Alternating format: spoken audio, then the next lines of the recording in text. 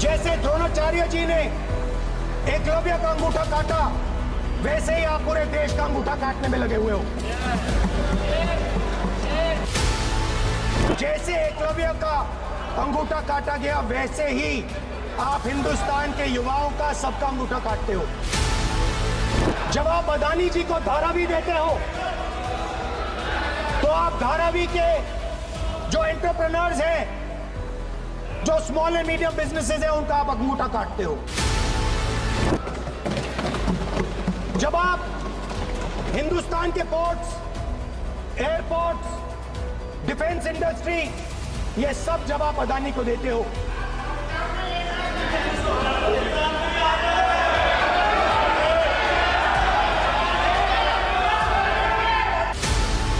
हिंदुस्तान के सारे जो फेयर प्ले बिजनेसेस हैं, जो ईमानदारी से काम करते हैं, आप उन सब का अंगूठा काटते हो जब आप अदानी की मदद करते हो।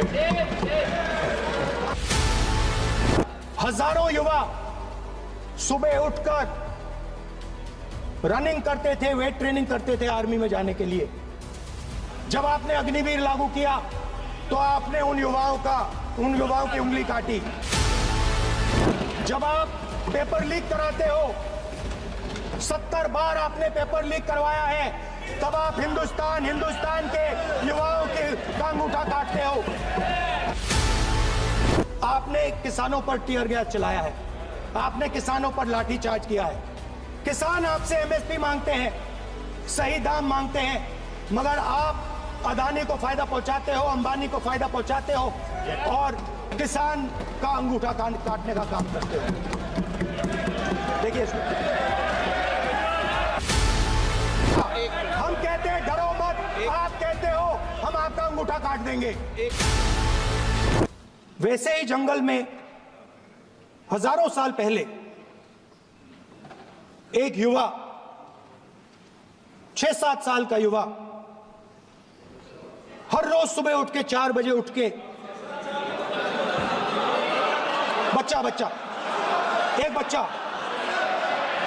एक बच्चा, वाह बहुत बढ़िया, एक बच्चा 4 बजे उठ के तपस्या करता था। हर रोज सुबह तपस्या, हाँ, हर रोज सुबह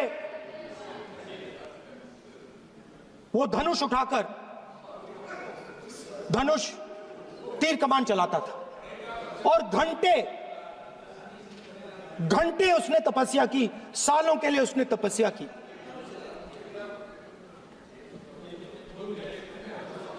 पास लोगों को पता लगने लगा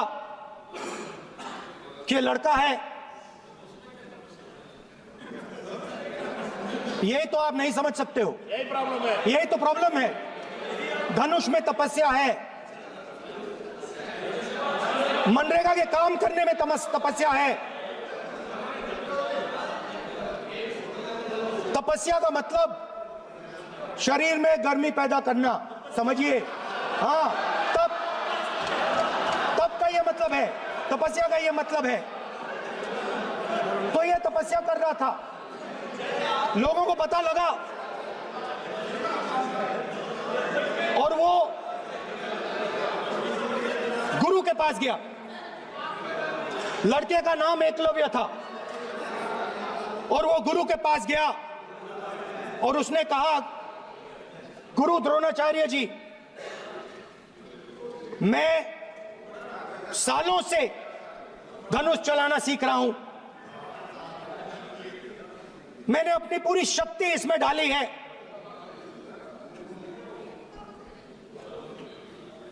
आप मेरी मदद कीजिए, आप मेरे गुरु बनिए। द्रोणाचार्य जी ने एकलव्य को कहा कि आप ऊंची जात के नहीं हो, आप ऊंची जात के नहीं हो, आप द्विजा नहीं हो, मैं आपका गुरु नहीं बनूंगा, यहां से तुम चले जाओ। और एकलव्य चला गया। फिर से एकलव्य ने तपस्या शुरू की, फिर से तपस्या शुरू की। कुछ साल बाद द्रोणाचार्य जी और पांडव उसी जंगल से निकले।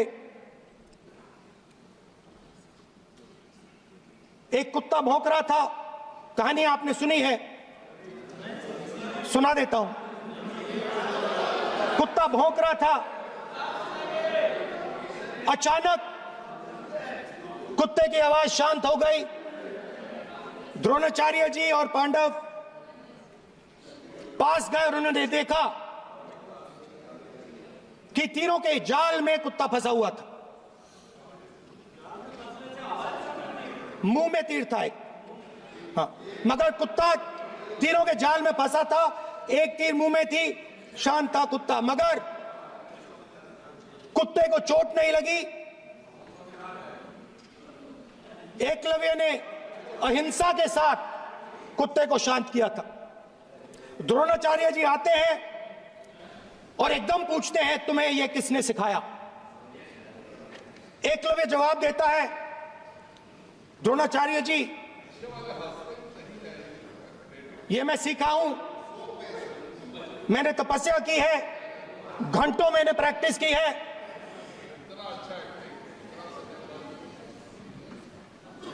आपने मुझे गुरु बनने से मना किया था, तो मैंने एक मूर्ति, मट्टी की मूर्ति सामने रखी और मैंने प्रैक्टिस की और मैं सीखा। द्रोणाचार्य जी खुश नहीं हुए। द्रोणाचार्य जी ने एकदम कहा, तुम्हें मुझे गुरु दक्षिणा देनी है। नहीं नहीं, ये आपकी स्टोरी है, ये आपकी स्टोरी है। मेरी स्टोरी है कि द्रोणाचार्य ने पूछा।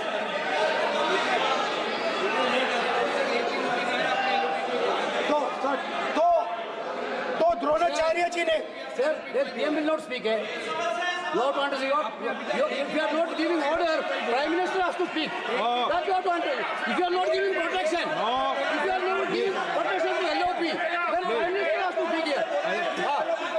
I will tell you. We will be very clear. ठीक है सर। माननीय सदस्य, आपको मैंने कई बार कहा, आप धमकी शब्दों में मत बोला करिए। एक मिनट क्या थी? द्रोणाचार्य जी संसदीय ने, कार्य मंत्री बोले, कितने डिस्टर्बेंस कर रहे थे। द्रोणाचार्य जी ने कहा कि मुझे आप गुरु दक्षिणा दीजिए। मेरी स्पीच ले ली आपने। तो द्रोणाचार्य जी ने उनसे कहा कि गुरु दक्षिणा के लिए मुझे तुम्हारा हुनर, तुम्हारा भविष्य, तुम्हारा अंगूठा चाहिए। और एकलव्य ने अंगूठा काट के द्रोणाचार्य को दे दिया।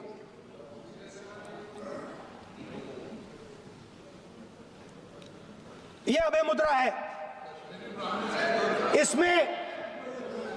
इसमें कॉन्फिडेंस, स्ट्रेंथ, निडरता कहां से आती है? हुनर से आती है, इस अंगूठे से आती है। ये लोग इसके खिलाफ हैं।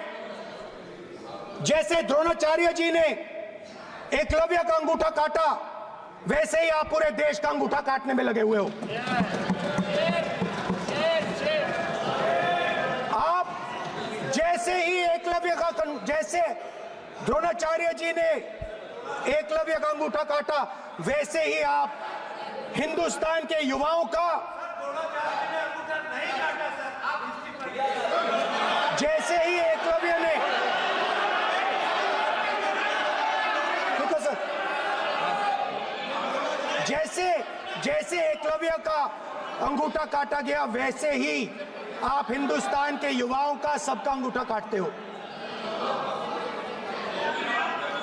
जब आप अदानी जी को धारावी देते हो, तो आप धारावी के जो एंटरप्रेन्योर्स हैं, जो स्मॉल एंड मीडियम बिजनेसेस हैं, उनका आप अंगूठा काटते हो। जब आप हिंदुस्तान के पोर्ट्स, एयरपोर्ट्स, डिफेंस इंडस्ट्री, ये सब जब आप अदानी को देते हो,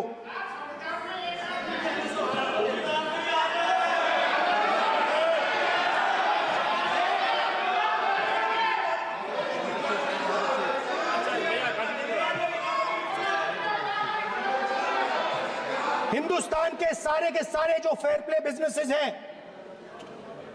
जो ईमानदारी से काम करते हैं, आप उन सब का अंगूठा काटते हो जब आप अदानी की मदद करते हो। कॉन्स्टिट्यूशन में लैटरल एंट्री कर आप हिंदुस्तान के युवाओं का, पिछड़ों का, गरीबों का अंगूठा काटते हो।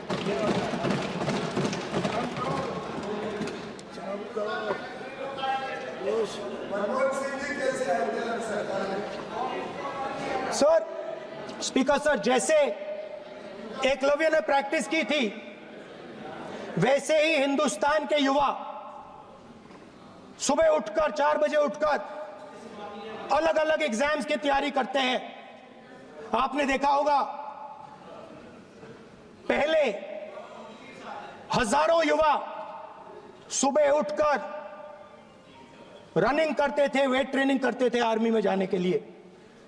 जब आपने अग्निवीर लागू किया तो आपने उन युवाओं की उंगली काटी। जब आप पेपर लीक कराते हो, 70 बार आपने पेपर लीक करवाया है, तब आप हिंदुस्तान के युवाओं के का अंगूठा काटते हो।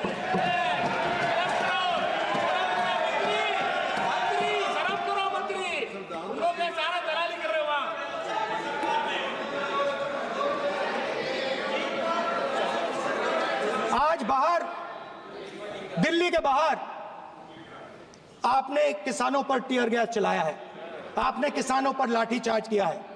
किसान आपसे एमएसपी मांगते हैं, सही दाम मांगते हैं, मगर आप अदानी को फायदा पहुंचाते हो, अंबानी को फायदा पहुंचाते हो और किसान का अंगूठा काटने का काम करते हो। देखिए, हम कहते हैं अभय मुद्रा, हम कहते हैं डरो मत, आप कहते हो हम आपका अंगूठा काट देंगे। ये फर्क है। एक तरफ कौन सर बोलिए। मेरे कहना है कि हम एक मिनट प्लीज बैठिए, आप बैठिए, प्लीज बैठिए, आप बैठिए। आज हम भारत के संविधान की 75 वर्ष की गौरवशाली यात्रा कर रहे हैं और कर भाई ये चर्चा हुई थी कि हम संविधान की चर्चा करते समय उसकी उच्च कोटि की ये अपेक्षा है। आप स्पीकर सर, आप राष्ट्रपति भाषण नहीं है। कॉन्स्टिट्यूशन में कहीं नहीं लिखा है कि मोनोपोली होनी चाहिए। कॉन्स्टिट्यूशन में कहीं नहीं लिखा है कि पेपर लीक होना चाहिए। कॉन्स्टिट्यूशन में कहीं नहीं लिखा है कि अग्निवीर होना चाहिए। कॉन्स्टिट्यूशन में ये सब नहीं लिखा है, इसलिए मैं यहाँ रेस कर रहा हूँ। कॉन्स्टिट्यूशन में नहीं लिखा है कि हिंदुस्तान के युवाओं का अंगूठा काटना चाहिए, उनका जो हुनर है उनसे छीना जाना चाहिए।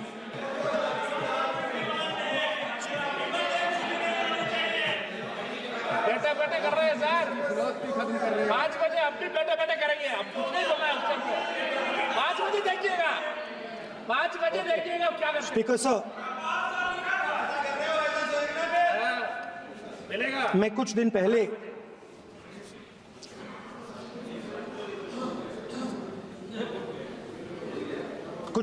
मैं हाथरस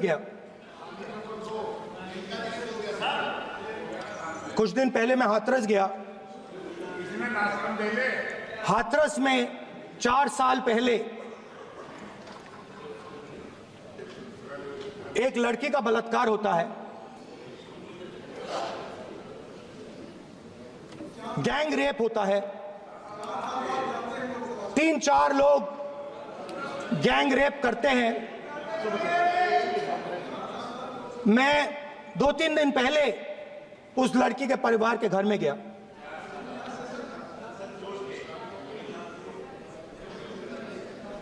जिन्होंने गैंग रेप किया वो बाहर घूम रहे हैं और लड़की का परिवार अपने घर में बंद है।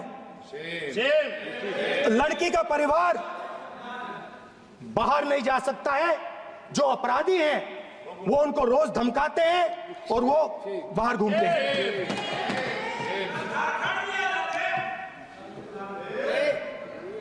परिवार ने मुझे बताया कि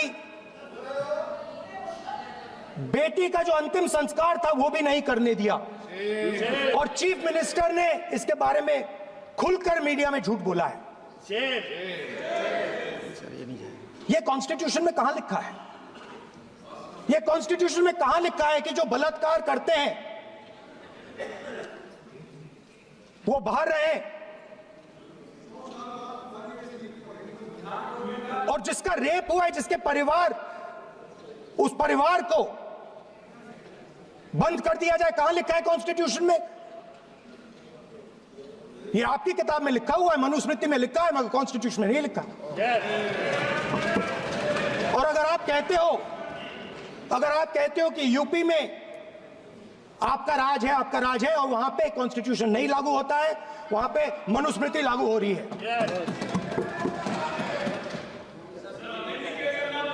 परिवार ने मुझे कहा कि यूपी की सरकार ने उन्हें वायदा किया था, कहा था कि हम आपका रिलोकेशन करेंगे, आपको कहीं और रहने की जमीन देंगे। आज तक 4 साल हो गए हैं, आज तक उनका रिलोकेशन नहीं किया गया है। और हर रोज उन्होंने मुझे फोटो दिखाई, वो बाहर निकलते हैं और जिन्होंने बलात्कार किया वो धमकाते हैं उनको। तो मैं इस हाउस में कहना चाहता हूं कि अंबेडकर जी के संविधान वाले लोग, इंडिया गठबंधन वाले लोग, हम सब मिलकर उस परिवार का रिलोकेशन हम करेंगे, अगर आप नहीं करोगे तो। और हिंदुस्तान के हर गरीब व्यक्ति को हम ये कहना चाहते हैं,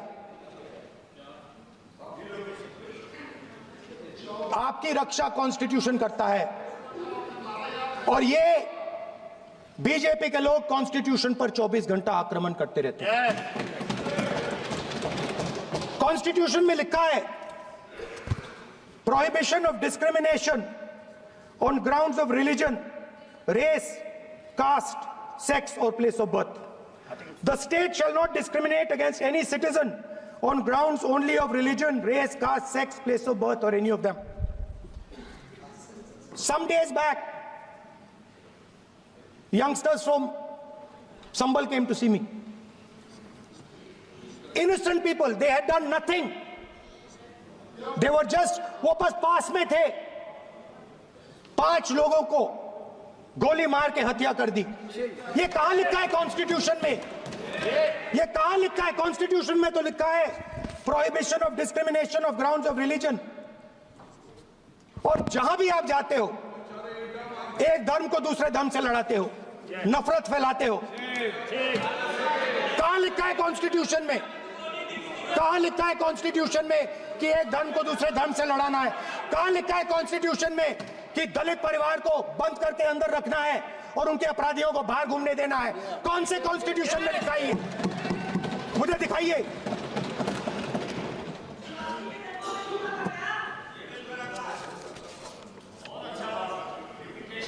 स्पीकर सर, हमारी जो विचारधारा है, इंडिया गठबंधन की विचारधारा है, वो देश में कॉन्स्टिट्यूशन लाई है। हम सब मिलकर कॉन्स्टिट्यूशन की रक्षा करते हैं। अंबेडकर जी ने कहा था, if there is political equality but no social and economic equality, political equality will be destroyed. ये अंबेडकर जी के शब्द हैं और आज ये बात सबके सामने है। पॉलिटिकल इक्वालिटी जो थी वो खत्म हो गई है। हिंदुस्तान के सारे इंस्टीट्यूशंस कैप्चर कर लिए गए हैं। सोशल इक्वालिटी नहीं रही, फाइनेंशियल इकोनॉमिक इक्वालिटी नहीं रही। इसीलिए हमारा अगला कदम जाति जनगणना होगा। हम देश को दिखाना चाहते हैं कि आपने किन लोगों का और कहां-कहां अंगूठा काटा है।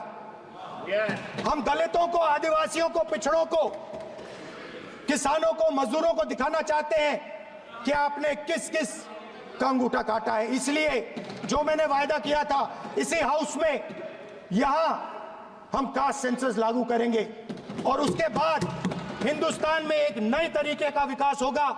एक नई तरीके की राजनीति होगी। और जो मैंने पहले कहा था, जो आपको अच्छा नहीं लगता है, 50% रिजर्वेशन, उस दीवार को हम यहां तोड़ेंगे। 50% रिजर्वेशन की दीवार और जाति जनगणना हम यहां करा के दिखाएंगे। आपको जो कहना है कर लो, कह लो। स्पीकर सर, बहुत बहुत धन्यवाद।